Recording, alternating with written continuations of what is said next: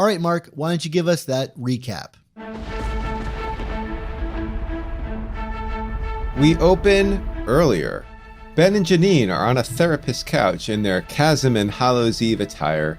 Janine talks about how even after everything she and Ben have been through, it feels like it's all for naught, especially when Ben is still missing something. His memories, Natch. But Janine wonders if it's more than his memories, his soul maybe? Ben lets her know it's a safe space, but then a shadowy figure who's definitely the Queen Goblin lets them know that everything that's been taken from Ben can be returned to him. And that's when those Chasm and Halloween frowns get turned upside down. Queen Goblin mentions that she's willing to look past their shared, complicated history because she's in possession of a miraculous machine. Hey, it's now. Queen Goblin wants Spider-Man and Betty Brant out of that abandoned warehouse they found themselves in because it's for patients only. Spidey says they're not leaving without the Winkler device. Hey, it's the only thing that can clear Ned Leeds' name. Also, who's crazy enough to be Kafka's patients? Oh yeah, Ben and Janine, duh. They let Spidey and Betty know that Kafka's gonna use her machine to fix Ben. You mean the machine she stole from Roderick Kingsley, Betty asks? Queen Goblin laughs incredulously. Ha ha ha! You see, before Kingsley brainwashed Ned using the Winkler device, Kafka brainwashed Kingsley first. Betty's had enough and she shouts out, "You ruined my life!" and charges at her. By my count, that's the second time a character has said, "You ruined my life!" in a Zeb Wells comic. One more time and Dan is gonna go all, "Look out, conspiracy theory" about it. Is that how it's done, Dan, or are you already there? The lookouts ruined my life. You and me both, Dan. Anyway, back to Betty and Queen Goblin, and without even turning the page, I'm like, oh crap, Betty is roadkill. Fortunately, before Kafka can smash Betty with her flaming mace, Spidey webs her arm and throws her against the wall, a new trick he's getting quite good at in this arc. Spidey looks to Ben and tells him, "We're leaving with the Winkler device." Hey! Ben is, look, cool, but he wants to take it for a quick spin before Spider-Man takes it away. Spidey is like, "Look, you've been an a-hole for a few years now, but even I'm not gonna let Kafka brainwash you into a goblin in that machine." Kafka tells Janine to get Spidey and Betty out of the room so she can work her magic on Ben. So Janine reaches for some sporting equipment, and Spidey mentions that Betty must not watch any movies. Maybe Betty's actually Gen Z and doesn't know about Jason Voorhees. Or O.J. Simpson for that matter. I digress. Anyway, it's slice, murder, mutilate, destroy time, with Janine transforming into a knife-wielding psycho, and I think Zeb can really streamline to just one of those words.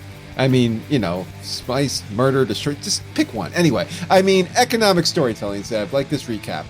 Psycho killer Hallows Eve is chasing Spidey and Betty through the warehouse, breaking stuff, and being all violent and such. Back over to Ben and Kafka, and Ben is so thankful, he's hoping he can pay Queen Goblin back someday, but Kafka announces her evil plan and lets Ben know that she is the one doing the repaying, you see. Payback being how when she tried to warn Ben about how evil Beyond was, she was turned into the Queen Goblin as punishment. So now, she's gonna return the favor. Ha, oh well, I guess Chasm is just going to get worse? Is this even possible, Dan? Whatever. Anyway, back over to Hallows Eve and the kids. Spidey tries to reason with Janine, who is currently dressed as a lunatic in a hockey mask with a machete. Bold strategy, Cotton. Let's see how it works out for him. Apparently, Kafka told Janine and Ben that Spider-Man used the Winkler device. Hey! Last, and thus a piece of Spidey's memories remain in the machine. Spidey doesn't remember that happening. I don't remember that happening. Dan, did I misread the comics again? Nope, I don't remember that happening. This is all news to me. Okay, I just wanted to make sure I didn't, forget like 3 issues of this, whatever. Anyway, we cut back and forth from Kafka and Ben to Spidey, Betty, and Janine. Lots of big, bold letters from good old Joe Caramanga fill the pages. Janine doesn't believe Spider-Man, and the Winkler device, is strapped on Ben's head and getting ready to go from suck to blow. Kafka orates about them being both being clones, and the kind of stuff we expected from Kreiju and Ben during the Beyond arc, but well, listen to our Cody Ziegler interview for more about why essential narrative context like that doesn't show up in Spider-Man comics anymore. Anyway, Betty screams enough and tells Janine to listen to her, and that actually works. Janine wonders why that worked, and Betty doesn't know, and she's still able to sucker punch Hallows Eve so Spider-Man can go get the machine. But then Betty and Janine have a moment. You see, Betty too is in love with a man defined by his demons. Good old white bread Ned Leeds. She warns Janine not to obsess over fixing her man. Takes one to know one. I know you are, but what am I? Anyway, that is why Janine believed her. Meanwhile, Spider-Man shows up in the nick of time and smashes the Winkler device. Hey! With Goblin's mace, freeing Ben. Kafka says he ruined Ben's treatment, but Spidey retorts, "You're the one who needs treatment," with a dry cool wit like that. Spidey and Queen Goblin throw down, and Ben doesn't know whose side he's on. Janine then shows up and says they're on their own, per usual. She then turns him into a ghost, and the pair sneak out of the warehouse. Kafka is still demanding that someone pay for what was done to her, and Spidey wonders, where does Kafka's lust for revenge stop?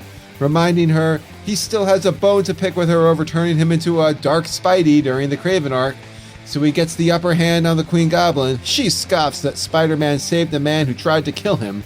Spidey says enough with her lies about Ben and him being in the Winkler device. Hey! Kafka mutters she wasn't lying, but before we get the storyline spoiled for us, she drops to the ground in a thud. Betty rejoins the fray, and the two are ready to reclaim the Winkler device. Now in Spanish, hey! Across town, Janine and Ben have a moment. Janine brings up they're chasing the past, and she wants to move forward. But Ben wonders who he actually is without Peter's memories. Maybe he's just a bad guy, Janine says. Maybe he is bad, maybe she's bad, maybe it doesn't matter. Nihilism in a Spider-Man comic, baby. They have each other, and that's a lot. But oh, by the way, the Winkler device, hey, showed Ben some things that have been going on in Spidey's head, and he's in a lot of trouble. What could they mean by that? Where's Madam Wed? Where she's needed? Elsewhere, Otto and the Sinister Six are assembling. Otto orates about their enemy. He has beaten them all individually and lives under the protection of Norman Osborn and Oscorp. The rest of the Six are at the ready. Revenge time. They've gotta kill the living brain? Yep, it's gonna die, and Oscorp is getting burned to the ground.